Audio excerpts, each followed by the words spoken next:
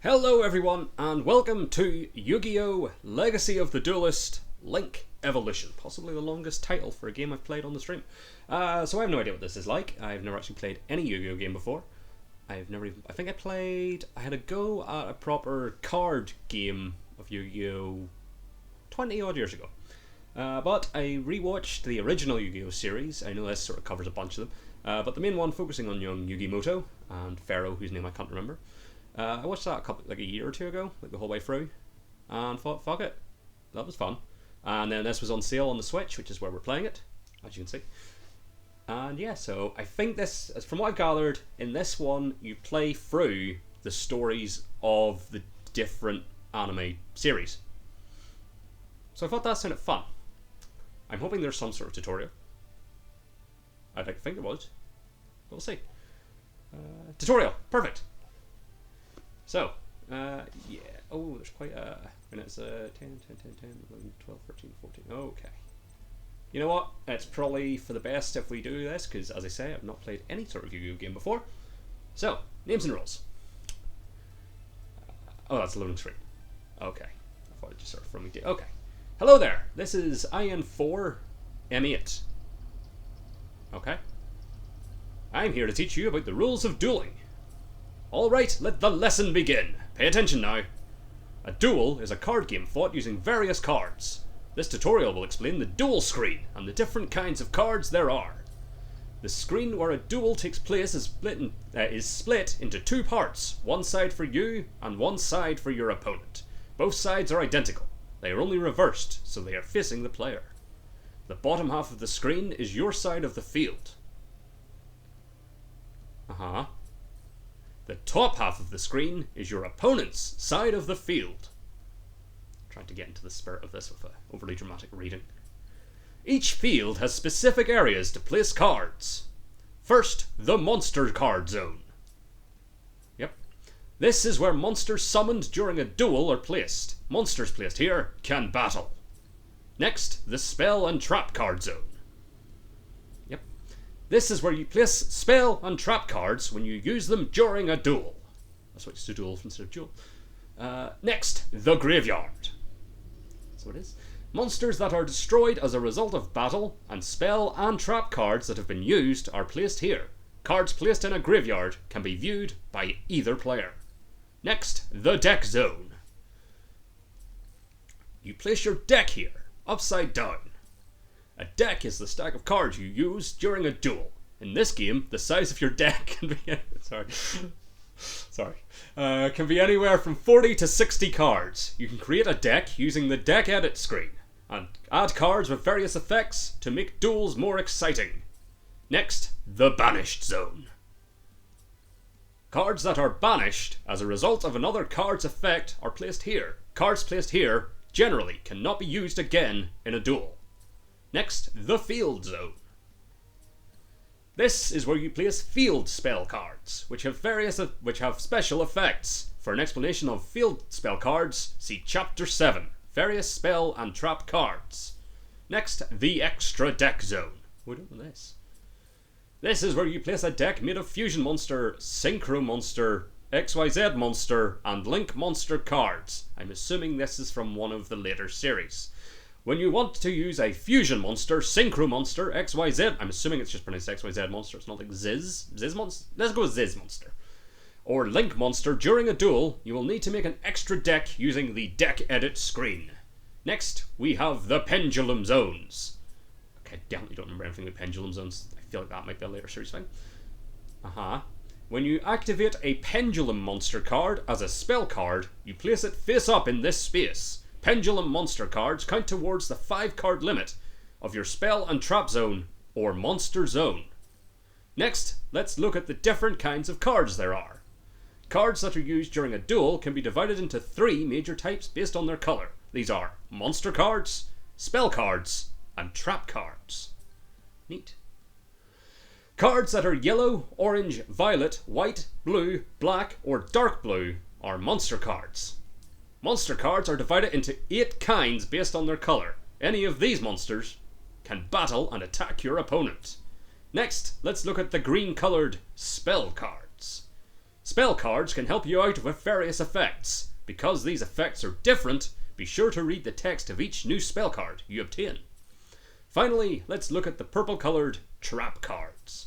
Trap cards have the ability to surprise the opponent by disrupting their attacks and strategies. Most trap cards are activated in response to an action taken by your opponent. Remember the difference between monster cards, spell cards, trap cards, and the different places on the field explained in this chapter. That concludes my lesson on card types and how to look at the screen. These are the fundamentals of dueling. Well then, till next time, dismissed. Okay, so that's sort of the basic stuff. I knew some of that.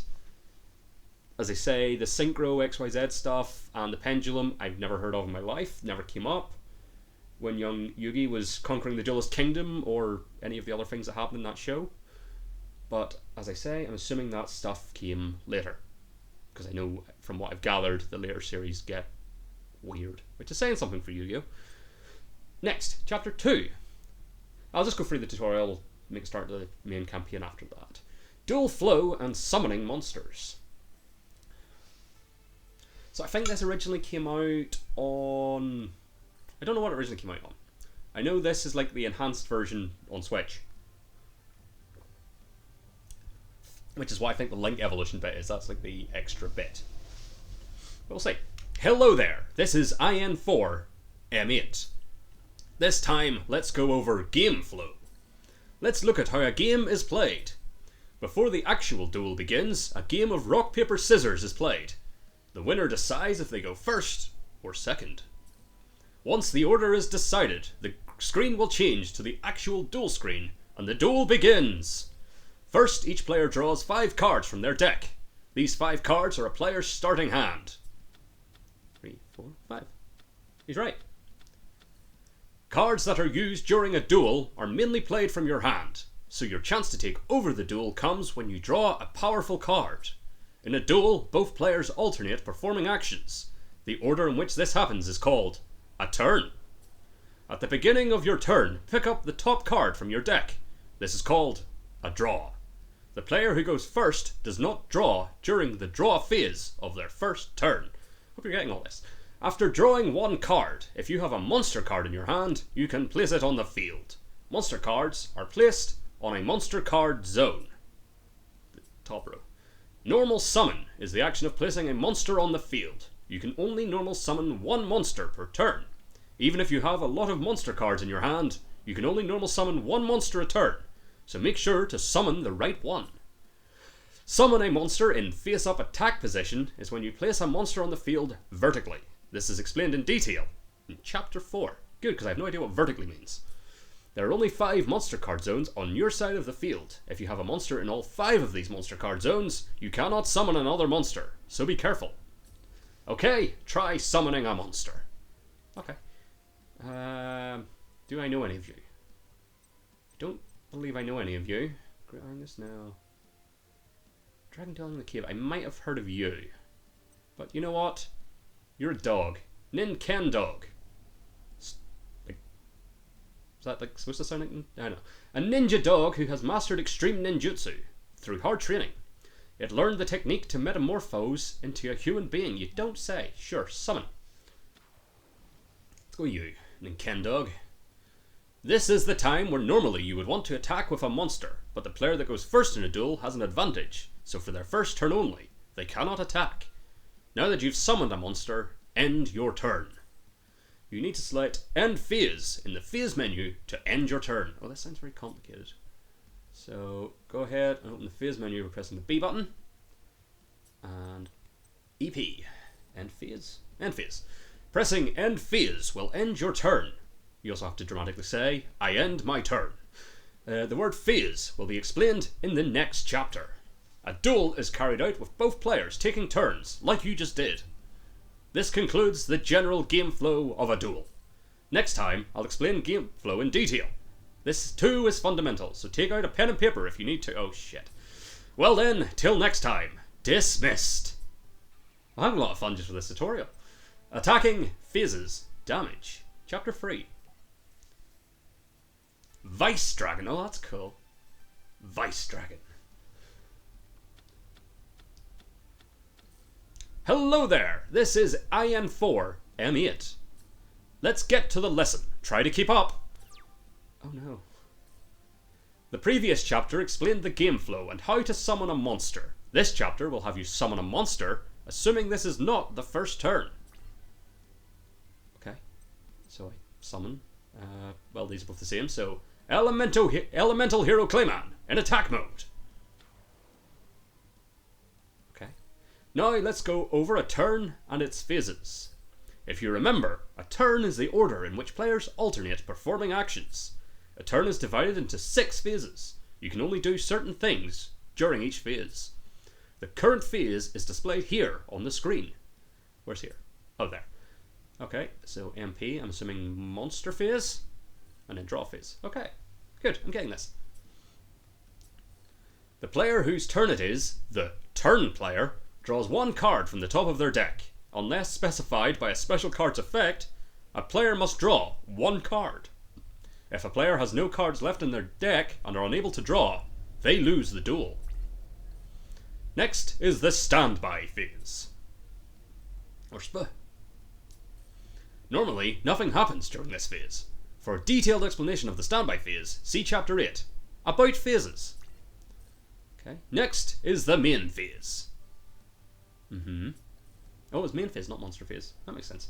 The main phase after the standby phase is called main phase 1.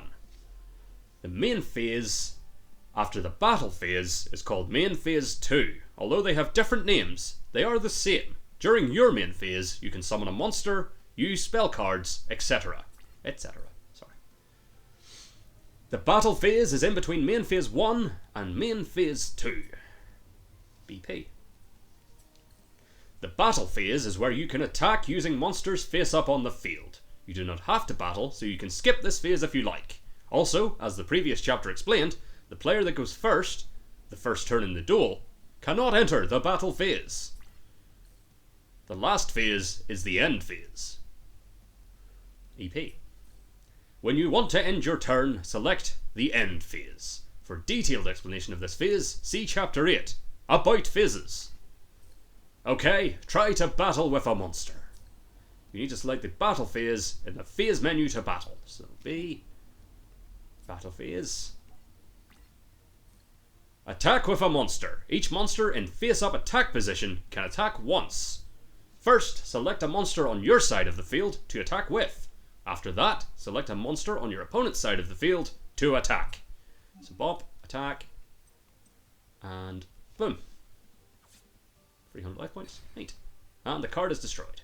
Your opponent's monster is destroyed, and your opponent receives battle damage. The amount of battle damage your opponent takes is taken out of their life points. A player's current life points is displayed here, at the top of the screen. That's the bottom, but okay, I get your point. That's the top. This number represents your health. Both players begin the duel with 8,000 life points. You win the duel if you reduce your opponent's life points to 0. Let's look at how a battle is decided. When a monster in attack position battles, it uses its attack power, ATK. When 2 monsters in attack position battle, the monster with the lower attack is destroyed and sent to the graveyard. Additionally, the difference in the attack is taken out of the losing player's life points. In the previous battle, your attacking monster had 800 attack. The monster being attacked had 500 attack.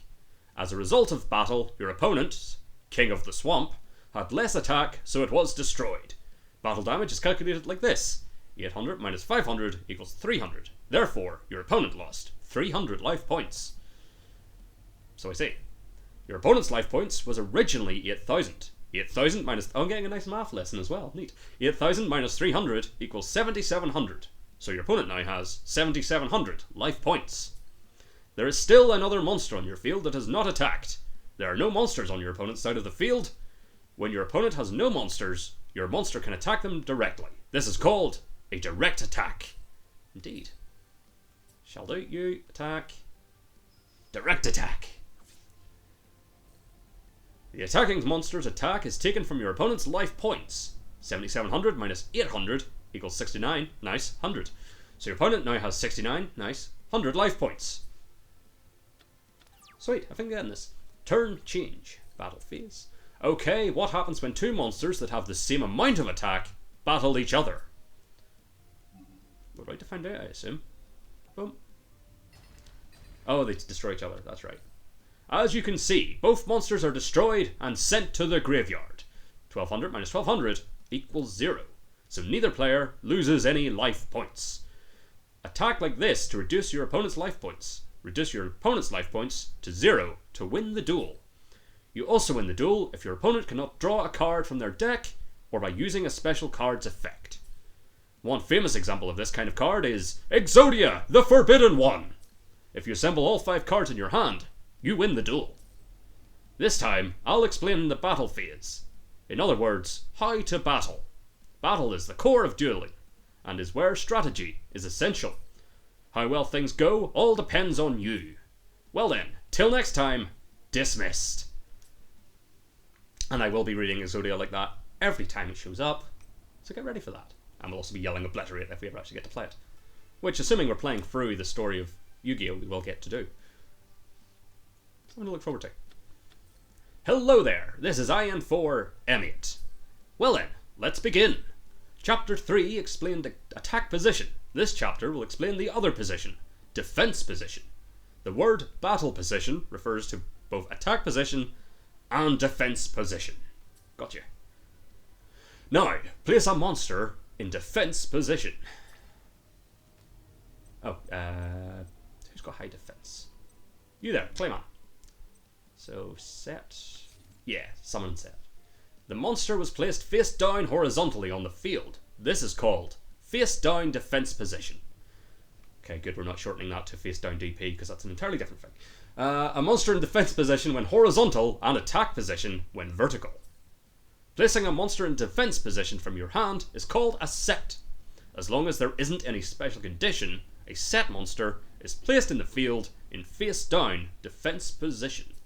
A summon monster is in face up attack position, and a set monster is in face down defense position. Now, what happens when a monster in defense position battles? You tell me, game. You tell me. So, bump, attack, bump. Oh, we killed it anyway. When a monster in defense position battles, it uses its defense power, death.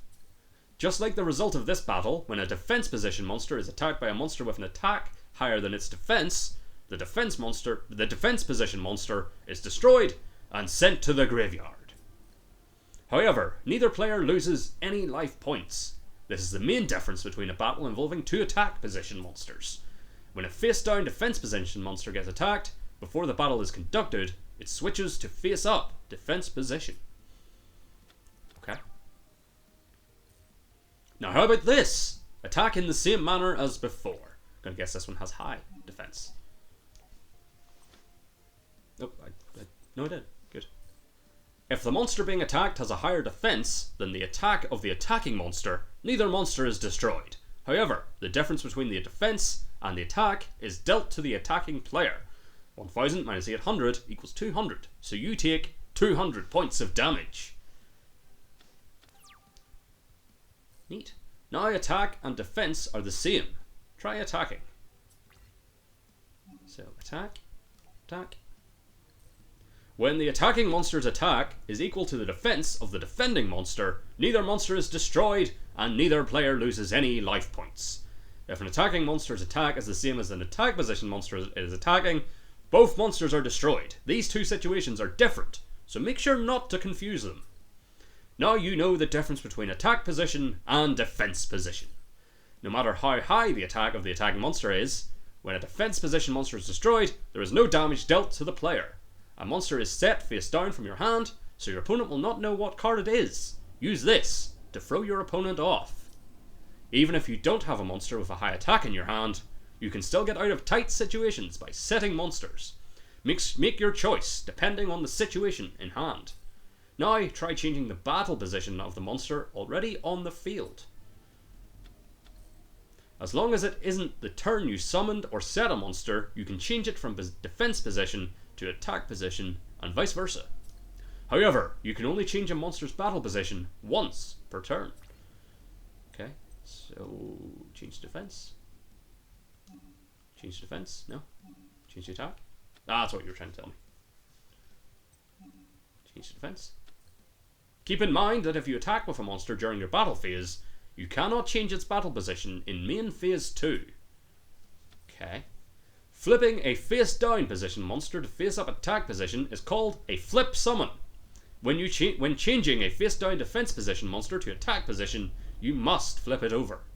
Flip summon has the word summon in its name, but it does not count as your one summon for the turn, so you can still summon a monster as long as you have not already done so. Neat. So, is that what we're doing now? We're flip summoning? Flip summon. Elemental Hero Avian. This concludes my lesson on defense position. The best defense is a good offense doesn't cut it when it comes to dueling. Don't forget that when you can't attack, you'll need to defend. Well then, till next time, dismissed. Viewing monster cards, high level monsters, chapter 5. What was that, of 15? No, of 19. Okay, hold on. I might not do the full tutorial because it's been like 20 minutes. We'll maybe go to about phases. Maybe fight monsters, hold on. Then it's all kind of useful. Fuck it. Tutorial. If this is a tutorial episode, so be it. We started Tropical with a tutorial episode, so that's fine. We'll see how we're feeling or doing. We may yet start the main campaign. Hello there! This is IN4M8. Now then, let's begin. This chapter will explain how to read monster cards. Every card has a name and illustration. This is where the card description is written. For normal monsters, a description of the monster's personality and characteristics are written. Other monsters have their effect written here. A monster card's attack points and defense points are written here. As explained in the previous chapter, these points are used during battle. Each monster card has a specific attribute. There are 7 different attributes a monster can have. There are some card effects that only affect monsters of a specific attribute. Each monster card has a specific type. There are 24 different types that a monster can be. There are some card effects that only affect monsters of a specific type. The number of stars shows the monster's level. In the chapters up until now, you have only used monsters level 4 or below. In order to summon a monster that is level 5 or 6, you must tribute one monster. This is called tribute. Gotcha. Sending a monster on your side of the field to the graveyard to summon a high level monster is called a tribute summon. Try to tribute summon a monster. Okay, so bump. No? So, okay, so so either of these. You know what? I know summon skull, so we're going to do you. You must tribute one monster in order to tribute summon this monster. Tribute summon? Yes. You there, go away. Summon skull. In order to summon a monster that is level 7 or higher, you must tribute 2 monsters. Okay. Oh, well, I know which one we're doing this time because I actually know it. Blue Eyes White Dragon. So, summon. Yep. Bop. Nope. And bop. Neat. We're learning. Oh shit, yeah. Special cutscene for the Blue Eyes White Dragon. Rad. There are no specific rules on which monsters can be tributed. A monster can be tributed even if it's face up, face down, in attack position, or in defense position. That concludes... Okay, that's just quite a short one as well. This concludes my lesson on one of the methods of summoning a monster. Tribute summon. This is the most basic method of summoning high-level monsters. There are other ways to summon them, but I'll explain those later. Well then, till next time, dismissed. Okay, SpellTrap Basics. Oh, well, look at Double Trap Hole. That's a fun card. Oh, we're in a different place. Oh, we're in like a skyscraper. Hello there, this is IN4M8. Or Aina Mint. Aina Mint, sure. Enough with the formalities. Let's begin. Chapter 5 explained monster cards. This chapter will explain spell and trap cards. Spell cards can normally be activated during your main phases and help you out with different effects. Spell cards have many powerful effects, like destroying other cards or strengthening monsters. Trap cards will help you out with different effects, just like spell cards. The big difference between them is that you can activate trap cards during your opponent's turn. Many spell cards have effects useful or for offense, but trap cards have the ability to surprise the opponent by disrupting their attacks and strategies. Just like monster cards, spell and trap cards each have a card name and an illustration. Depending on the type of spell or trap card, there may be an icon here. For a detailed explanation, see Chapter 7, Various Spell and Trap Cards. This chapter discusses normal spell cards and normal trap cards. Gotcha. Try activating a spell card. Shall do. You can activate a spell card directly from your hand, or you can set it on the field, then activate it. Is there any difference? Okay, let's go for Ukazi. Activate. Neat. Well, we'll do set this time because we did different. Okay, so like we can activate it later. And activate. Ukazi. Neat. Now we'll cover how to use trap cards. Before you can activate a trap card, you must set it on the field first. You cannot activate a trap card in the same turn that you set it, but you can activate it at any time after that, starting from the beginning of your opponent's next turn. Try to activate a trap card. Okay, so bottomless trap hole, set, and then end my turn. I end my turn. That's what he said, I think. Okay, so we have Elemental Hero Sparkman. Your opponent succeeded in normal summoning a monster. Activate the effect of a trap card? Yes. Activate effect. Hell yeah. Neat. Each time a trap card can be activated, the game will pause and a dialog box will automatically appear. So don't worry about when you can activate a trap card. Okay, because I would more than likely forget I'd set a trap. A trap card can be used during any turn after the turn it was set, but spell cards generally can only be activated during your main phases after being set. Now, what is the advantage of setting a spell card? First, your opponent does not know what card you set, so you can use that to distract your opponent. Also, if an effect that makes you discard a card from your hand is activated, you do not need to worry about losing any spell cards that you have set on the field. However, there are cards that can destroy cards set on the field, so use your best judgment when deciding to set a card or not. That concludes my lesson on spell and trap cards. Spell cards and trap cards are equally important. With these cards, you can win a duel without having to battle. So it's only natural you'll want to use these cards. Well then, till next time, dismissed. Neat. I'm enjoying this actually. So, 7. Various spell and trap cards. We'll look at the Royal Guard. A mechanized soldier created to protect royalty. Hey, this is Aina Mint. I've decided I'm going to go with that because it's quicker. Anyway, let's begin the lesson, shall we? The previous chapter explained how to use spell and trap cards. Spell and trap cards are divided into a variety of types, depending on the effect. Depending on the effect of the spell or trap card, there is an icon written here. First, equip spell cards. These cards allow you to give an extra effect to one monster. They remain on the field after they are activated. After they are activated, an icon is displayed on the card it is equipped to. Also, when the equipped monster is destroyed, the equipped spell card is also destroyed. Next, continuous spell cards. These cards remain on the field after they are activated, and their effect continues as long as they remain on the field. Depending on the card, the time it remains on the field may be designated. Continuous trap cards act the same as continuous spell cards. These cards stay on the field after being activated, and their effect continues as long as they remain on the field. Field spell cards. These cards are different from other spell cards in that they are placed in the field zone when they are activated or set.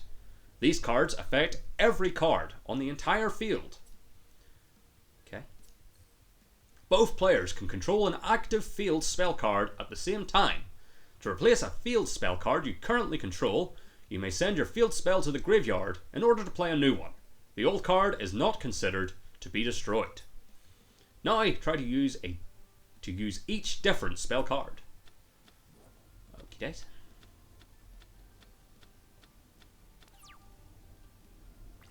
So, once you're done using spell cards in your turn. Got you. So you're assuming your field.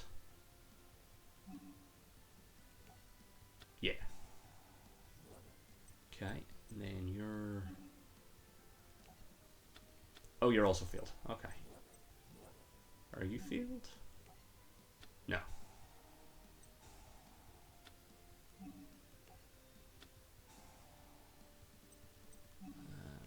Oh, no, I can't use that for some reason. Okay. What's going on? I want to end my turn. Okay, there we go. And end my turn. Now let's look at the other types of spell and trap cards. Quick play spell cards are special spell cards that do not have any specific timing. These cards can be activated at any time. You can activate them during your opponent's turn, but you must set the card face down first. Also, you cannot activate the card in the same turn you set it. Counter traps are normally activated in response to the activation of other cards, and may have abilities like negating the effects of those cards. These cards have the fastest spell speed. Jesus. For a detailed explanation, see Chapter 12, about chains. What, from the DOA? Now try to use these cards. First, use a quick play spell card. Rush Recklessly is set on the field. Now use it in response to your opponent's attack. Okay.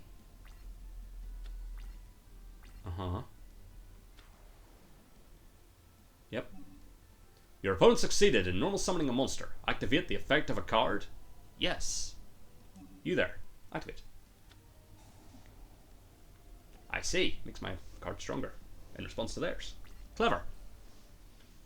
Did you use it effectively? In this situation, this card gives you the advantage by destroying the opponent's monster if activated when your opponent announces an attack. Next, try to use a counter trap card. Oh, this is quite challenging on the voice. Magic Jammer is set on the field. Now use it in response to your opponent's spell card. I will do.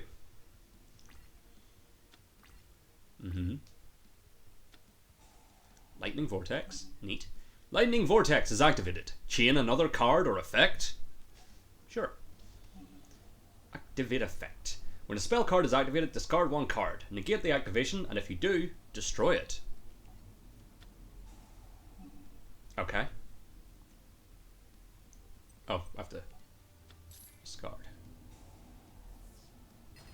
Sweet. Did a thing.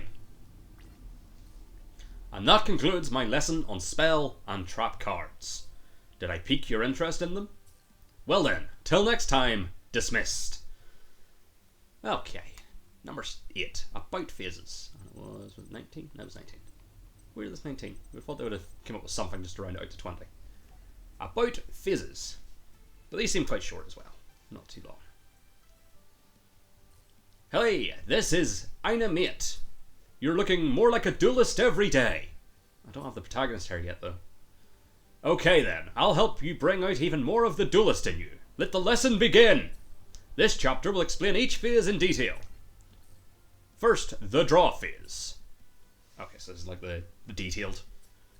This is the first phase. The turn player draws one card from the top of their deck. A player with no cards left in their deck and unable to draw loses the duel. Next is the standby phase. The standby phase is a special phase. If a card says to do certain things during the standby phase, it is done at this point. If there isn't a card like this, jump to the next phase without doing a thing. Some cards that are resolved during the standby phase are cards with a cost or effects that can be activated during this phase. One example of a card with a cost is Fairy Box. While the card is face up on your side of the field, you must pay 500 life points during your standby phase or destroy it. Main phase 1. The main phase is when the turn player can freely play cards. First, summoning or setting a monster. You can only summon or set a monster once per turn, including during your main phase 2. There is no limit to the number of times you can flip summon and special summon in a turn. These are explained in other chapters. Next, changing your monster's battle positions. This includes flip summoning a monster or changing the position of a face-up monster to face-up attack or defense position. You can do this once for each monster on the field. Also, you cannot change the battle position of a monster that was summoned or set this turn. Activate a card or effect. You can activate as many different spell cards or trap cards, or the effects of a spell, trap, or effect monster card as you want during this phase. Set spell and trap cards. You can set spell and trap cards during this phase for as many open spell and trap card zones you have available.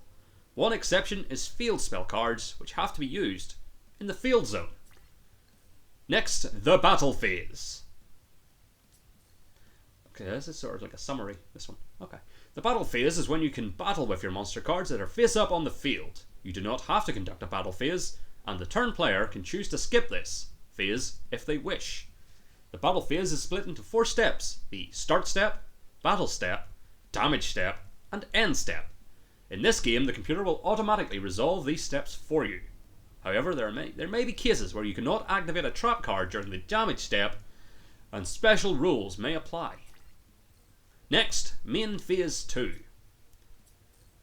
The actions a player can perform in this phase are the same as in main phase 1. If the player did not conduct a battle phase, this phase is skipped as well.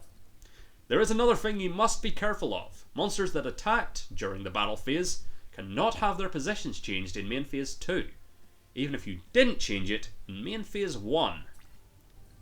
Lastly, the end phase. If there are any cards on the field which say during the end phase in their text, resolve those effects in this phase. If you have more than 6 cards in your hand at the end of this phase, select and discard cards to the graveyard until you have 6 cards in your hand. This card, Brain Control, allows you to use an opponent's monster as if it were your own, but its effects only lasts until the end of the turn. During the end phase, card effects like this are resolved. That concludes my lesson on game flow, and what happens during a turn. Hey, you look even more like a duelist. Well then, till next time, dismissed. Fuck yeah. Fusion and Ritual Summons. And the Mist Valley Windmaster. Once per turn if both... Okay. Well, seeing as I'm ready to go, let's start the lesson. Oh wow. This chapter will explain fusion monsters and ritual monsters, which are different from normal monsters. A fusion monster is a violet-coloured monster card. Fusion monsters are special monsters that go in your extra deck, not in your main deck. Over there. Fusion monsters are summoned by using the specific monsters listed on the card, combined with the spell card Polymerization. As the description of Polymerization says, you can send fusion material monsters that are listed by a fusion monster card from your hand or your side of the field to the graveyard and special summon the fusion monster from your extra deck. Gotcha. Try using Polymerization from your hand to summon a fusion summon a monster. So pop, activate. Okay. So select a fusion monster to special summon. Okay. And you, is that? Yep. To the graveyard with you. They become Elemental Hero Thunder Giant. Yeah, I'll put you in attack. You've got 2400 attack points. That makes sense. Oh, nice. More cutscene. Hell yeah. You can select fusion material monsters from your side of the field, your hand, or both. There are other methods to fusion summon besides using Polymerization. Using a card like Fusion Gate will allow you to fusion summon without using Polymerization. Now, next, let's look at ritual monsters. Blue coloured monster cards are ritual monsters. Oh, hi there. I'm new to this game. Sorry, I was focused on reading there. I missed that chat. I've never played any Yu-Gi-Oh games before, video or card, but I've watched the original Yu-Gi-Oh series. So I'm just going through the tutorial to make sure I know entirely what I'm doing. Some of this is vaguely familiar from the shows, but overall I just want to make sure I know what I'm doing. But other than that, going great. Thank you, Spider-Man Ray. Fantastic. Ritual monster cards are different from fusion monster cards in that they are placed in the main deck. However, in order to summon a ritual monster, you must use a specific ritual card, along with a required tribute. Generally, in order to ritual summon, you will need the ritual monster card and a specific ritual spell card in your hand. Then, you tribute monsters from the field to your hand, or your hand, whose total levels equal the level of the ritual monster you are attempting to ritual summon. For example, in order to summon a level 8 ritual monster, you will need to tribute monsters from the field or your hand, whose total levels are equal to or greater than 8. I got it. I think I'm getting there. For example, one level 1 monster and one level 7 monster. Or two level 2 monsters and one level 5 monster. Ritual spell cards have this effect icon written on them. Try to ritual summon. So that's the sacrifices, I guess. So using the ritual spell card from your hand, ritual summon 1 time. So bomb. Activate. End of the world. Okay, and I suppose it doesn't super matter, we'll go for you. Okay, so 6 and 2. And I have done it. I've done a thing. Sure, attack. Fusion summons and ritual summons, as explained in this chapter, are 2 examples of a special summon. Special summons, unlike normal summons, can be performed as many times as you like during your turn. There are other special summons besides fusion summons and ritual summons, which are explained in Chapter 10, Effect Monsters. Unless otherwise specified, a special summoned monster is summoned onto the field in your choice of face-up attack position or face-up defense position. This concludes my lesson on fusion summons and ritual summons. These are just as important as tribute summons, which I explained earlier, so pay attention. Well then, till next time, dismissed. Okay, so on to effect monsters. We're sort of halfway there for the tutorial. Grand. Though at the rate I'm destroying my voice, it may just be a tutorial stream. We'll see. Let's begin the next lesson. He stopped introducing himself as well. Normal monsters, fusion monsters, and ritual monsters have been explained up until now. This chapter will explain another type of monster, effect monsters. Effect monster cards are orange coloured. With the exception of a few cards, effect monsters do not have any special way of summoning them like fusion monsters and ritual monsters do. Effect monsters like spell cards have effects that can be activated. Effects are broken down into 5 major types, although you do not necessarily need to memorize the names of these types. Let's look at them. First, continuous effects. These effects are active while the effect monster card is face up on the field. Command Knight is a good example of this kind of card. So all warrior monsters you control gain 400 attack. If you control another monsters your opponent controls cannot target this card for attacks. Okay, give it a try. So, summon the Command Knight.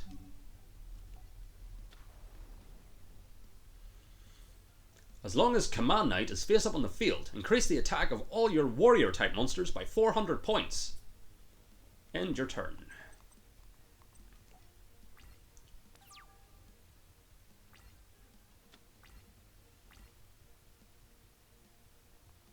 Okay. End phase. Turn change. Draw phase. That is a continuous effect. Next, ignition effects. You can use this type of effect just by declaring its activation. You can normally activate this type of effect only during your main phases. There are some ignition effects that have a cost to activate, like discarding cards from your hand or tributing your monsters. Okay, give it a try. Shall do. So we've got... Is that you? Yes, that is you. You can tribute this card to target one monster on the field, destroy that target. So activate effect. And select your opponent's Blue Eyes White Dragon. And it's destroyed. That's handy. Now that your opponent's strong monster is gone, you can attack directly. However, without attacking, activate Toon Cannon Soldier. Activate effect. Select monster's tribute. Aha! If your opponent has a strong monster on the field and you cannot attack, you can use this effect to deal direct damage to your opponent. Next, trigger effects. These effects are activated at specific times, such as when this monster is normal summoned successfully, or during the standby phase. Marauding Captain has an effect that activates when it is summoned. Okay, give it a try.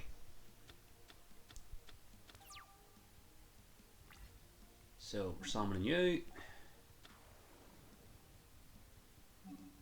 Activate the effect of Marauding Captain. Yes. Okay, so now select monster from your hand to special summon. So you. No, I should have been defense. Oh well. You just summoned 2 monsters at once. Having more monsters can give you an advantage during a duel.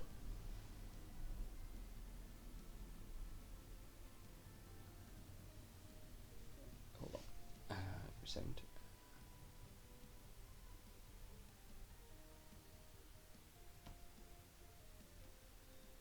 I'll deal with that in a moment. You just summoned 2 monsters at once. Having more monsters can give you an advantage during a duel. Yep. The monster you summoned to the field by the effect of Marauding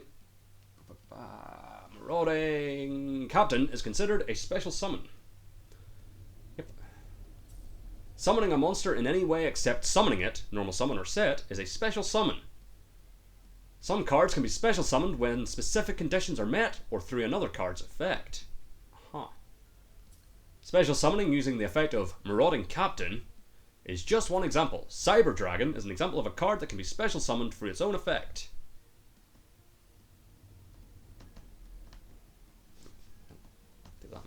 Yep.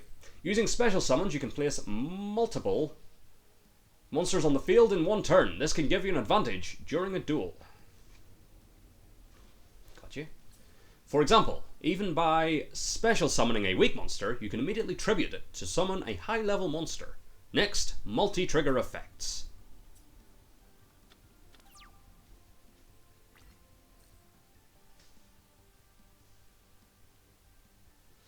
First, summon a monster. You there? Summon.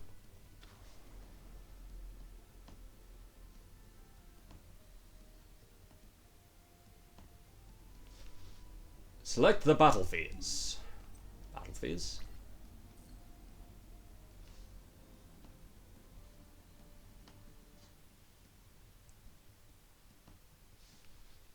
The monster on your opponent's side of the field has higher attack, so normally you would not want to attack.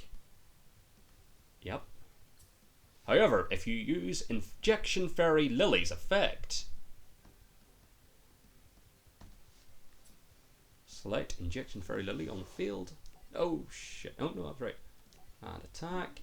Yes. Oh, and then activate. Nope. Aha. I think I've got it.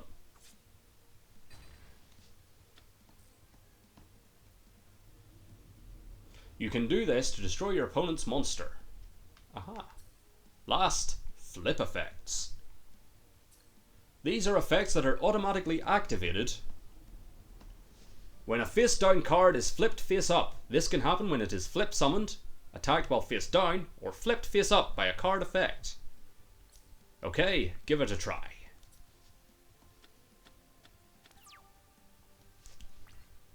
So first take a flip effect monster from your hand and set it on the field. So set. You cannot flip summon Old Vindictive Magician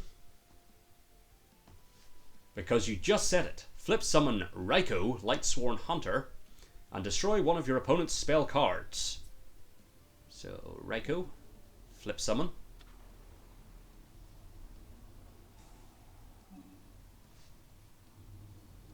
Destroy a card? Yes. Blue Eyes White? Nope. That one.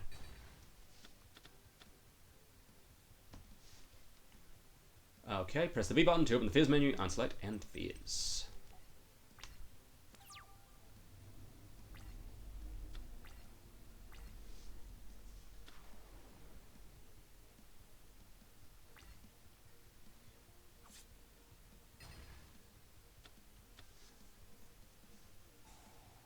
Evil Vindictive Magician.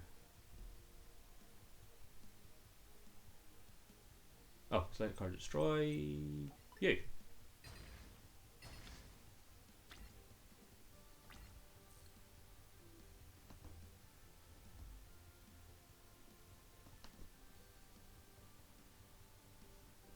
Now, do you understand flip effects? Flip effects are used best by first setting the flip effect monster on the field. That concludes my lesson on effect monsters.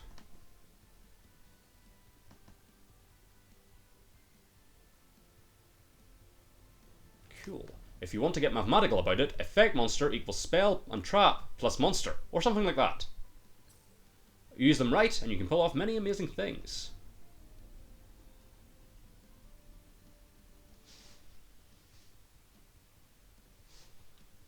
Yep. Well then, till next time, dismissed.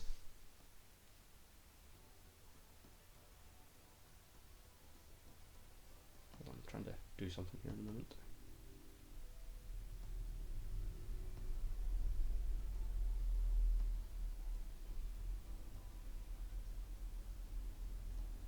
Done it.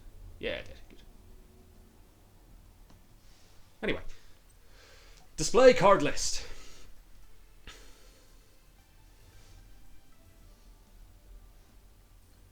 Hello there! Okay, we're back to formalities, I guess. This is Aina Mint. Well then, let's begin. During a duel, you can select and display a card list of both players' graveyards, banished zones, and your extra deck. First, let's look at the graveyard list. You can close this list by pressing the B button. Okay. Cards in the graveyard are generally in the order in which they were sent there. The first card on the right is the card first sent to the graveyard, and the last card on the left is the card that was last sent to the graveyard. Gotcha. Aha. If you press the Y button, you'll be able to sort the list in different types of order. Use this to find a specific card you're looking for. I mean, there's only 4 in the graveyard, so it's probably a bit simple. An icon is displayed here showing the status of the card. Cards with a blue border are your cards, and cards with a pink border are your opponent's cards.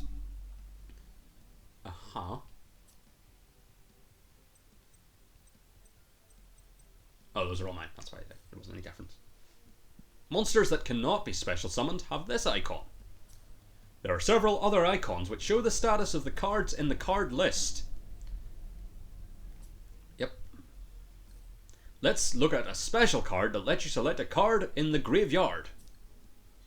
Monster Reborn is a card that lets you select a monster in either your opponent's graveyard and special summon it. Yes, I know Monster Reborn. When you use this card, a list of monsters from both graveyards will be displayed. Try it out. I don't have Monster Reborn.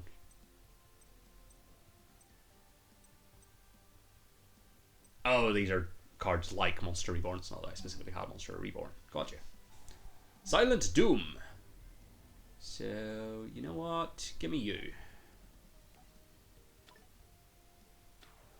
Hell yeah. By using cards like this that would let you special summon from the graveyard, you can bring a powerful monster onto the field. Of course, after doing this, you can still summon a monster from your hand, and you can use the special summon monster as a tribute to tribute summon a high level monster. Use these methods to broaden your dueling strategy. Next, let's look at the card that lets you select a card in your deck. Good lord. The controls are basically the same, but you cannot see the cards in your deck, so be sure to remember the cards in your deck and the cards that have been used in the duel. Now, assuming your deck has warrior type monsters in it, use Reinforcement of the Army. Can do. Activate effect. Okie daisy, and you know what? Let's go for you. For the sake of this tutorial. By using cards that let you select cards in your graveyard and deck, you can get cards that you can't seem to draw and reuse cards that were destroyed. This is just one strategy you should keep in mind when constructing a deck. Well then, till next time, dismissed. About chains.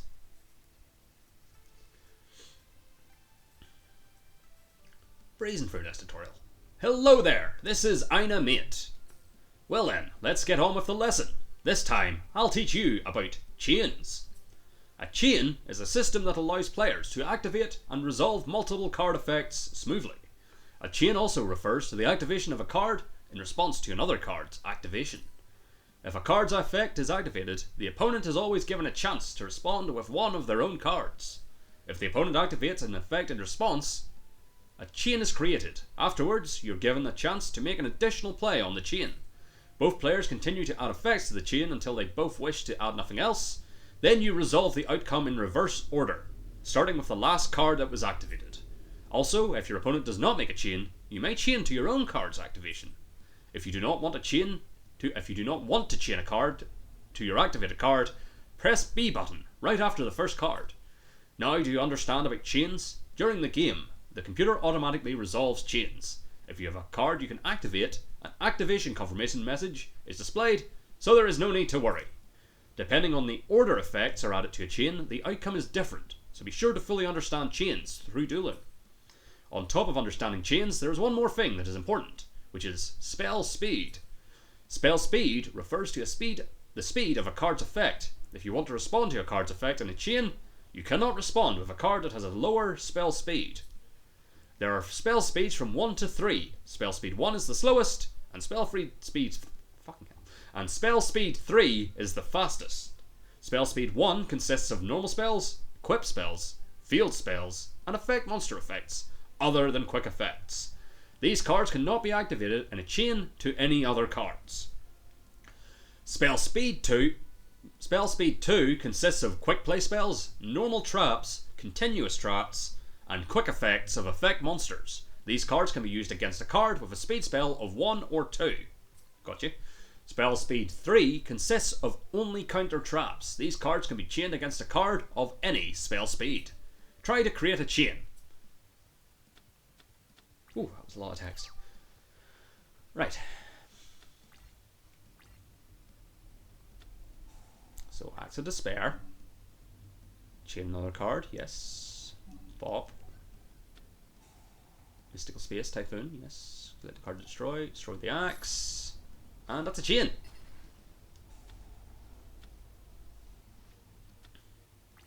End phase. So select Chiron the Mage. Nope, that's Shrink. Chiron the Mage. Activate effect. Select spell cards to be destroyed, so get rid of Shrink. Select the card to destroy. You there. Get rid of Just Desserts. Just Desserts is activated. Chain another card or effect. Yes. So we then activate Barrel Behind the Door. Oh, like a gun. Neat. 500 life points. And then get rid of you as well. Neat. Look at this card. Cards like this have timing restrictions based on the number of chain links there are. Cards like this have effects that change depending on how many chain links there are. The first card is activated in chain link 1. The first card chained to it is chain link 2. The next card is chain link 3, etc. It sure would be nice to duel sometime. Is the robot getting tired of the tutorial? Or is that leading into this is going to be like the practice duel? So yeah, this, I'm assuming these last ones are from like some of the later Yu-Gi-Ohs. But we'll see. Match duels. Oh, look at that. I can't pronounce that. Hey, this is Aina Mint. Well then, let's begin the lesson. This chapter will explain match duels. A match duel is a set of 3 duels where the first player to win 2 duels wins the match.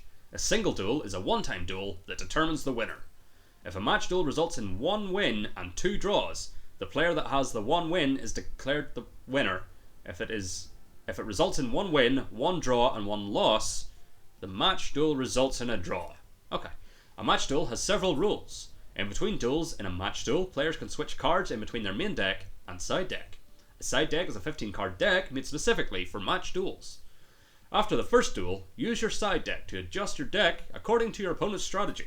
You can switch as many cards as you like, but you must have the same amount of cards in your deck. In other words, you must have the same amount of cards you had when you started the first duel. In the first duel, a game of rock, paper, scissors decides who will get the choice of going first or second. In the second and third duels, The loser of the previous duel gets to choose. If the previous duel ended in a draw, a game of rock, paper, scissors is played again to decide which player chooses. You can see how a match duel is progressing by looking here on the screen, bottom corner.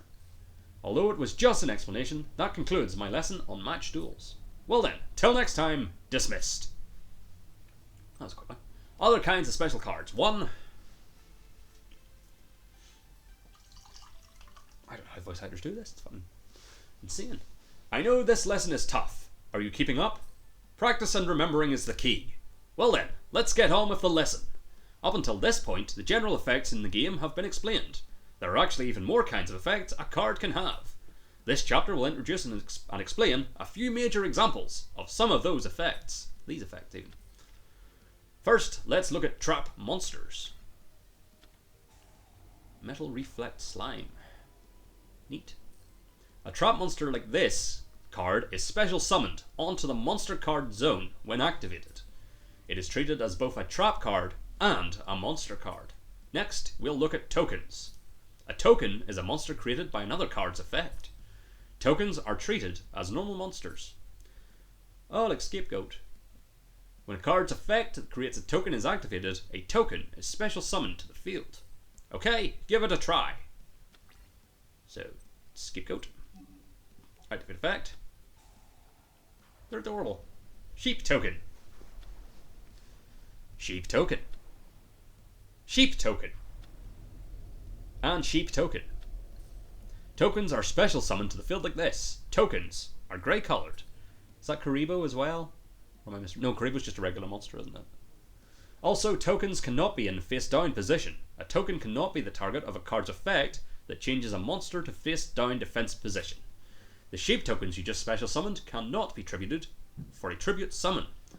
There are some tokens that can be tributed for a tribute summon, so be sure to check the text of each token card. There are cards that use a coin or die. Oh, like die. No, they die. If it uses a coin, you choose heads or tails, then flip the coin. The card's effect changes depending on the side it lands on. Jeez, is all this in like the card game as well? Holy shit. Let's take a look at some of them.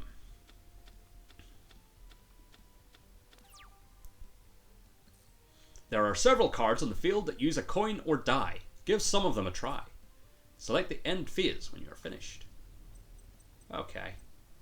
So, Barrel Dragon. Once per turn, you can target one monster your opponent controls. Toss a coin 3 times and destroy it if at least 2 of the results are heads. So, activate effect. Sure. So, something that's heads. Oh, no, the Karibo side must have been heads. Okay, activate effect. Oh, it's the same thing. Oh, because that's Blowback Dragon. Okay. Yeah, so the gold side is tails, I guess. So you can discard one card, then target one card on the field. Roll a 6-sided die and destroy that target unless you roll a 1 or a 6. So activate effect. Get rid of you. Destroy you. Assuming we roll the right number. We rolled a 6. Okay. Dark Master Zork. You can ritual summon this card with contract with the Dark Master once per turn. You can roll a 6-sided die, then destroy all monsters your opponent controls if you roll 1 or 2. Destroy one monster your opponent controls if you roll 3, 4, or 5. Or destroy all monsters you control if you roll 6. Okay. Gotcha. Alright, so if I roll 6, it's bad for me. Oh. I think that's them all. But what about you? You can activate this. You can only activate this card when you have no cards in your hand. Roll a 6-sided die 3 times and inflict damage to your opponent's life points equal to the total result of the die rolls times 100. Gotcha. Fire darts. Hey, 600. 6, 6, 5, 1700. Sweet. That's very handy. Okay, so I think that's us. Yep. Well then, till next time, dismissed. Oh, dude, give me like a nice... Oh, well done. Other kinds of special cards. 2. Battle and Boxer Rabbit Puncher. Hell yeah, sounds like a TMNT knockoff. Hello there, this is Aina Mint. This chapter will continue explaining special cards. First, let's look at union monsters. They have very specific conditions under which they work. A union monster is a special kind of monster that can equip itself to a specific monster. Once per turn, you can equip and unequip a union monster. When treated as an equip card, it is placed on the spell and trap zone instead of the monster card zone. If the equipped monster is destroyed by battle, the union monster is destroyed instead. Next, spirit monsters. A spirit monster is a monster that returns to its owner's hand at the end of the turn it was summoned or flip summoned. Because it returns to the owner's hand, the risk of it being destroyed is lower. Most spirit monsters have powerful effects. Spirit monsters can also cannot be special summoned. Now you see how union monsters and spirit monsters are special from other types of effect monsters. Now let's look at spell counters. Certain cards use special kind of counters called spell counters. You can activate effects on these cards by removing spell counters from it. You cannot pull a spell counter on a card that does not use spell counters. Okay. Lastly, let's look at LV monsters. By meeting certain conditions, cards with the word LV included in their name can level up to a monster with a higher LV. So that's Armed Dragon, LV free. Generally, the higher the LV, the more powerful the monster and its effect. When using LV monsters, make sure to understand how each card levels up and construct a deck that will allow you to do so easily. So during your standby phase, you can spend one card to the graveyard, special summon 1, Armed Dragon level 5. Okay. Now would that be like the one, is it Joey has, that like using like a clock card, it made it get older? Is that like Baby Dragon? Is that one of those? Possibly. Well then, till next time, dismissed. Synchro summons. So yeah, this I think is getting into stuff that's from like later series. We'll see. Hello there, this is Aina Mint. Well then, let's begin the lesson. This time I'll explain synchro monsters and how to summon them. Synchro summon. Maybe not. No, because I remember Gaia Knight. Or do I? I think I do. Synchro monsters are monster cards with white frames. You can't add these cards to your main deck. Like fusion monsters, you keep them in an extra deck. Yep. To summon a synchro monster, you need a tuner monster. Now, as far as how to summon a synchro monster, you need at least one tuner monster and one or more other monsters on the field as synchro material. Gotcha. The combined level of the monsters used as synchro material must be equal to the level of the synchro monster you want to summon. Note that a monster must be face up to use it as synchro material. In the main phase, you can send synchro material to the graveyard and special summon the synchro monster from your extra deck. This is called a synchro summon. Unlike fusion or ritual monsters, you can special summon without spell cards. However, you always need a tuner to synchro summon. Note that you can't synchro summon without at least one tuner monster and a non-tuner monster. Gotcha. So let's try synchro summoning a synchro monster. So select special summon from the extra deck, special summon. Select the monster you wish to synchro summon, Gaia. Set the card sent to the graveyard. So so yeah, so you have to send the tuner and one other one. Gotcha. And there he is. And sure, attack. You're more powerful attack than defense. No cool cutscene for that one? No. You can also use synchro monsters as synchro materials. Try another synchro summon. Sure. Special summon. Colossal Fighter. Sure. So bop. And bop. Goodbye Gaia. Hello Colossal. And yeah, attack as well.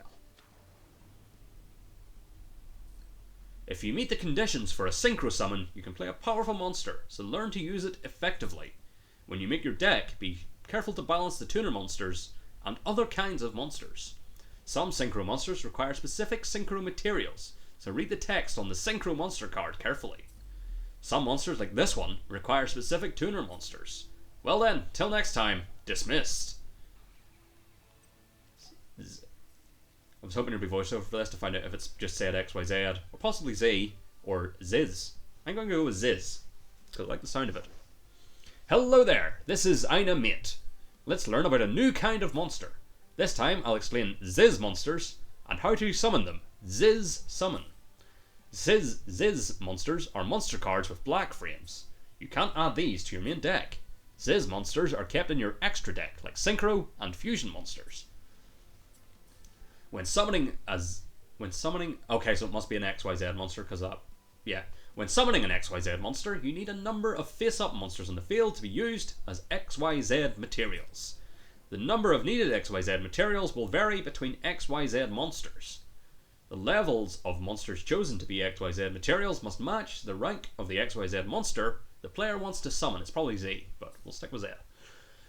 During the main phase, you can XYZ summon by stacking XYZ materials and placing the XYZ monster from your extra deck on top of them. Let's try summoning an XYZ monster. So, pop, special summon, number 20, Giga Brilliant. Okay, requires 2 level 3 XYZ materials. So pop and pop. Sure.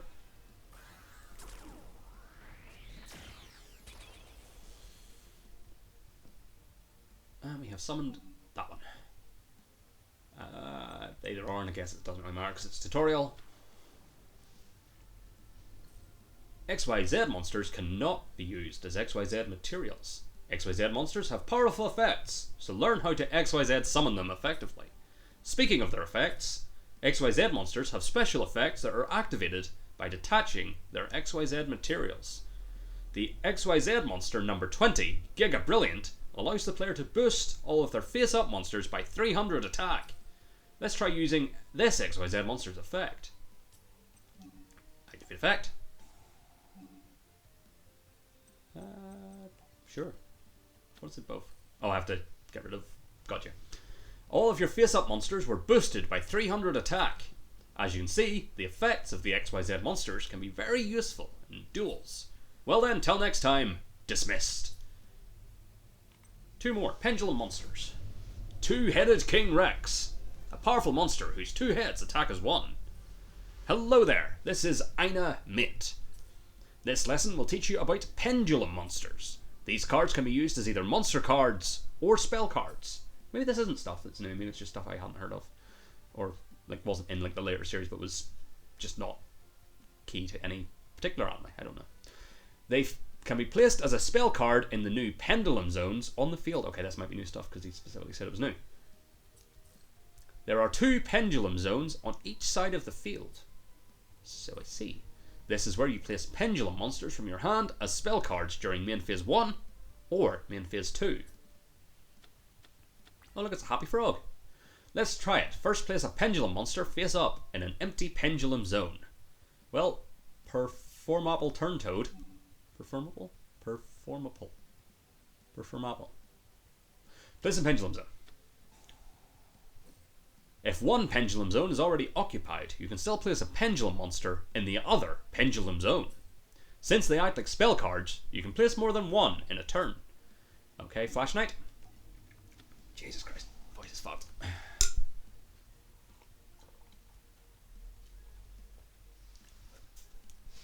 Once both of your Pendulum zones have Pendulum monsters placed in them, you can perform a special Pendulum summon.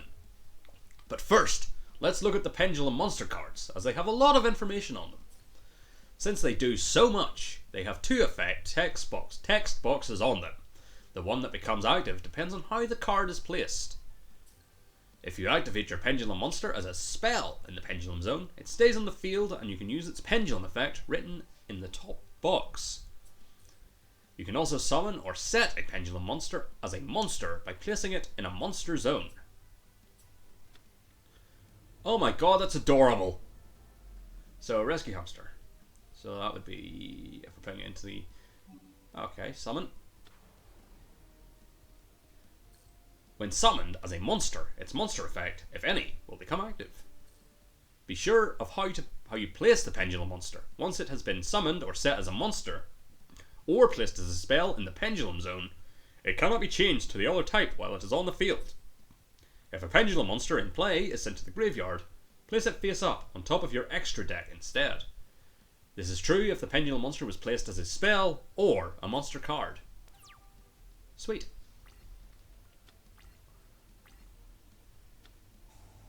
hole. So that's just going to show me that that goes there.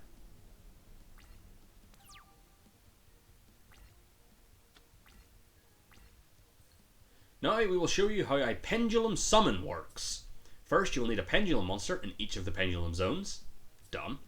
You can pendulum summon once per turn in your main phase. Check the pendulum scales located on the sides of pendulum monsters. Usually, both pendulum scales are the same. In one pendulum summon, you can summon as many monsters as you want. They can come from your hand, or from the face-up pendulum monsters in your extra deck. The level of the monster you summon has to be in between the pendulum scales you have in the pendulum zones. The pendulum scales are 3 and 7. This means that you can pendulum summon any number of monsters between the levels of 4 and 6. Okay, time for you to try it out. So, 3... No, wait, it was between 4 and 6? No, it was between 3 and 6. No, you're not. What? What's going on? 7. Oh, pendulum summon, sorry.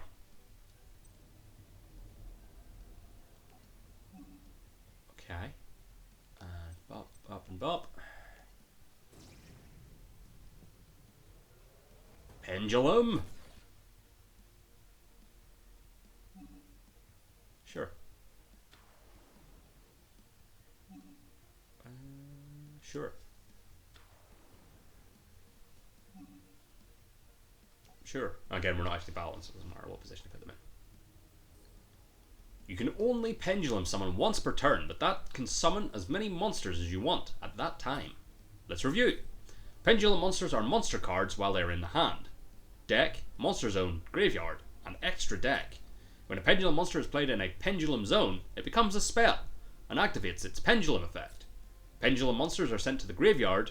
Pendulum monsters sent to the graveyard are placed face up in the extra deck.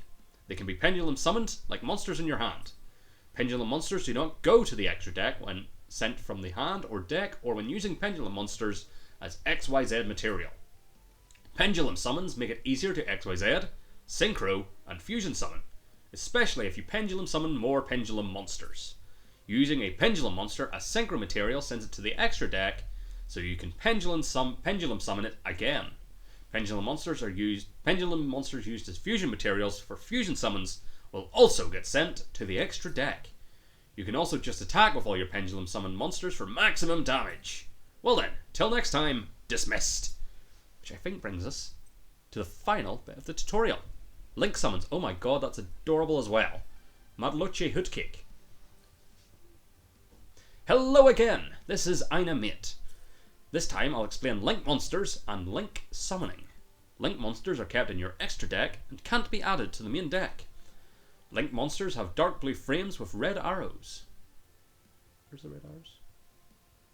Oh, at the top. Link monsters do not have a defense, but they have a link rating on the bottom right of the card. The link rating represents the number of link materials that you must send to the graveyard from the field in order to summon it. It is also equal to the number of red of link arrows. So that's a typo. In general, each monster can be used as one link material. However, when a link monster is used as link material for other link monsters, it can be sent to the graveyard as one link material or a number of link materials equal to its link rating. Okay. It is good to note that only certain kinds of monsters can be used as material to link summon a link monster. This link monster requires 2 water attribute monsters. So let's try link summon. In your extra deck, select special summon. So, special summon. Yeah, let's go for you. Mr. Boy. So this link monster requires 2 link material to summon. Select a card to send to the graveyard. Select a monster you would like to use as link material. So, what's water? Is that the... Well, that's water. Nope. I guess it needs at least one to be the water, not both. We have done it. We have summoned Miss Starboy. So select position for Mr. Bar. Select either extra monster zone to summon this link monster. So pop. If there are no link monsters on the field, link monsters and face-up pendulum monsters summoned from the extra deck could only be summoned to one of the center extra monster zones. With a link monster in play, you can now summon any extra deck monster to any main monster zone that the link monster's link arrows point to. Let's try it. In your deck, select special summon. 2. And pop, pop, pop. They go away. And in comes Mrs. Radiant. And pop you there. Interesting. Link monsters can be used as a number of link materials equal to their link rating. The 2 link monsters in play can be used as 2 link materials each. So, special summon. Ooh. So, pop you and you. And in comes the Topologic Bomber Dragon. So, pop you there. Be sure to think ahead when placing your monsters. Well then, till next time, dismissed. And that is the tutorial. I took about an hour and a half. Well, about an hour 20. Fantastic. Campaign. So, yeah, so Yu-Gi-Oh! Is the one I've watched. Then we have GX, 5Ds, Zexal, Arc V, and is that Variants or Variants? I don't know. So I think one of these, was added specifically to Link Evolution. I think was the full title of this game. Yeah. So we'll take a wee look at Yu-Gi-Oh! So, yes, Duelist Kingdom. Okay, so this is going to have like the full... I'm assuming. Oh, sweet. Hell yeah. So that's quite a lot. I'm assuming we won't get sort of for Dungeon Dice monsters or the Capsule monsters thing. But we'll take a look at this. Loading Yu-Gi-Oh! Histories. The story of Yu-Gi-Moto begins at Domino High School, where Duel Monsters, the hottest card game in the world, was all the rage. Yu-Gi was the best duelist around, and his friend Joey wanted desperately to learn how to duel as well. So our history of Yu-Gi-Moto starts with Yugi teaching the rules of Duel Monsters to Joey as their friends Tia and Tristan watch. Hey Joey, Earth to Joey, it's your turn. I'm not going to attempt a full Joey Wheeler. Oh, isn't he cute when he's thinking? Hey Tristan, Yugi here's trying to teach me how to play Duel Monsters. Drooling Monsters? Duel Monsters, you Nimrod! They've been at it for hours. Joey's starting to get the hang of the game, but Yugi's like an expert. Okay, Yugi, it's time to duel! He sort of brings it out of you just by the way they wrote it up. Okay, we'll do this battle with Joey here, and then that'll do it for tonight, because holy shit, I'm about to lose my voice. Wow, what a stirring intro! INF N8, sure can't spin a tail. Greetings, Duelist. It's Aina Mint. Part of the Virtual Game Simulator. I have been programmed to teach you proper dueling rules and best practices. So this is also sort of a tutorial. Okay, I probably could have been just fine doing just this, but oh well, at least we've done the main full tutorial. So, let's get started and walk you through the basics. In this scenario, you'll be taking on the role of the legendary Yu-Gi-Moto, facing off against the not quite as legendary Joey Wheeler. Holy shit. Duel! Draw phase. Standby phase. Main phase 1. First, let's learn how to summon a monster. Monsters are okay, so this, yeah, I definitely did not just need to go through that full hour 20-minute tutorial. First, let's learn how to summon a monster. Monsters are summoned into the monster zone. Monsters can be summoned in attack position or set to the monster zone in defense position. A monster in attack position is placed vertically, and a monster in defense position is placed horizontally and face down. Let's set a monster. Select the dragon dwelling in the cave and set it to the field in defensive position. Sure. Now let's open the phase menu and select End Phase, EP. Yes, that's like the sort of basic tutorial. Dear God.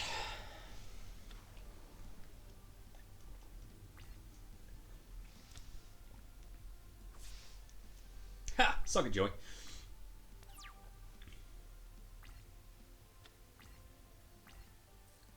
Congratulations, you survived your first attack. You might have noticed that Joey attacked you and wound up hurting himself. Let me explain what happened. when a monster attacks a defense position monster, the attacker's attack value is compared to the defender's defense value. If the attacking monster has a lower value, the attacker's owner takes damage equal to the difference. If the attacking monster has a greater value, the defending monster is destroyed. Next, we will play a spell card and trap card. These cards are played in the spell and trap zone. Green spell cards can be played right away, but most can only be played on your main phase, MP1 or MP2. You can also set it and activate at a later time. So, Banner of Courage. All monsters you control gain 200 attack during your battle phase only. So let's just set that. Oh, I have to actually do it. Okay. Again, we're being tutorialized. Pink trap cards can be activated on your turn and during your opponent's turn, but you must set them face down on the field first. You cannot activate a trap card in the same turn that you set it, but you can activate it at any time after the start of the opponent's turn. Let's set your trap card, Call of the Haunted. Set. Now let's get ready to attack. Let's switch the dragon dwelling in the cave to attack position. Change to attack position. Now let's summon Ninkendog in attack position so you have another monster out that can attack Joey. Summon. Our attack is all set up. Let's switch the battle phase and attack. Oh. Attack Blazing Impachi with your Ninkendog. Attack. Blazing. He dies. If an opponent does not have any monsters, your monsters can attack your opponent's life points directly. Let's do this.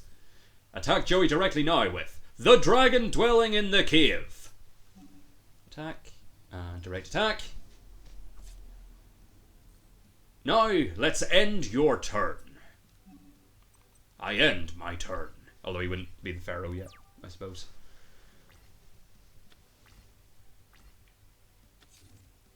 Ooh. So, draw phase. Standby phase. Main phase 1. Joey doesn't stand a chance. Let's clean his clock. Sure. On this turn, we will summon another monster. Up until now, you have only used monsters level 4 or below. In order to summon a monster that is level 5 or 6, you must tribute one monster. Sending a monster on your side of the field to the graveyard to summon a high level monster is called a tribute summon. Why did they have the separate tutorial? Let's tribute summon Gravy Crush Dragon now. So, Gravy Crush Dragon, summon. As you can see, you must tribute one monster to tribute summon this monster. So, let's choose Ninkendog as your tribute. Sure. Ninkendog, you served us well. Gravy Crush Dragon. Ooh, if you read the card description on the left there, you can see, you can see your Gravy Crush Dragon has an effect you can trigger. Let's do that now. So you can send one face-up continuous spell card you control to the graveyard, then target one monster your opponent controls, destroy that target. Sweet. Let's use Gravy Crush Dragon's effect and send Banner of Courage to the graveyard to destroy Joey's face-down card. So activate effect, Banner of Courage, destroy. Now let's chain the effect of Call of the Haunted to bring back Ninkendog from the graveyard. Just do like a Yu-Gi-Oh where Matt Berry does some of the voices. Be fun. The cards in the field has been destroyed. Activate the effect of a card? Yes. So what are we doing? I forgot what we're doing. No. Activate effect? No. Activate effect? Ah, I was about to call it Haunted, sorry. Got distracted. My musings. Yep, Ninkendog, welcome back. Now, let's chain Rush Recklessly's effect. Rush Recklessly is in your hand, but can be activated immediately because it is a quick play spell. So, yep, Rush Recklessly. Activate. Select the monster to gain attack. So, probably Crush Dragon. Might as well boost it even higher. So that's Ninkendog back in the field. Now we are ready to attack. Okie dokie. So battle phase. So I've got the hang of this. So bump, attack, direct attack. Minus 18. Minus 13. And wouldn't you know it, Joey isn't going to be too happy about this. One more attack and we'll totally wipe him out. Let's do that. Conveniently matching the number of attack points we had. You win! Your opponent's life points have been reduced to 0. Okay, so we'll do the wee cutscene and then that'll do it for tonight. What? A card that powerful totally wipes me out! Whoa, you sting at this game, Joey. You did fine, Joey. I just have better cards. My grandpa owns a game shop, and I get all my best cards from him. Your own game shop? What are we waiting for? Let's go! Okay, maybe I can even get my grandpa to show us the super rare card he's got. Little did they know that someone was listening in on their conversation. Someone who was looking for a very rare card to add to his collection. Holy shit, this has been a lot. Okay, so new campaign duel unlocked, Yu-Gi-Oh! The Heart of the Cards, new deck avatar unlocked, Joey Wheeler. New deck recipe unlocked, Joey Wheeler, Monster Raider. Signature card award, Axe Raider. New card award, Skull Stalker. New card award, Grave Squirmer. Victory duel points earned, 1947. Okay, so we will quit, I guess? Yeah, so Heart of the Cards awaits us. So, presumably the next cutscene, Kaiba steals the Blue Eyes White Dragon from Grandpa. We go after him to get it back. He rips the card. And then we duel. I believe... Does he summon Exodia? He does. He summons Exodia. So that's going to be fun. Sorry. He summons Exodia, the Forbidden One. Because it has to be done. So, that will do it for tonight. That was... See if I can remember this. Yu-Gi-Oh! Legacy of the Duelist Link Evolution on the Nintendo Switch. This was a lot of fun. Yes, it was 90% tutorial, but we got to do some fun dramatic readings, which is always great. So, I will be back next time with, I think, probably, yeah, we'll not start another new game just yet. I do have one ready that I want to start playing, but we'll not do it just yet. So we will look back round, which will bring us to Batman, Arkham Knight. So it'll go Arkham Knight, Tropico 6, Psychonauts, Yu-Gi-Oh! So then, we actually technically have 3 games now on the back burner. So we have Bioshock Infinite, which will come once Batman's finished. Psychonauts 2, which will come once Psychonauts is finished. And Deathloop's the other game I want to play, so that will come either when Tropico is finished or Yu-Gi-Oh! Legacy of the Duelist is finished. Also at some point, AEW Fight Forever's out. I think that's it for this year. Next year, at some point, the Wrestling Code will be out, so I want to play it as well, but that's further down this road. The road, not this road. What the hell's a road? This road. I don't know. But anyway, thank you for watching that tonight. I hope you had fun. I know I did. So, cheers, and I'll see you next time. Goodbye.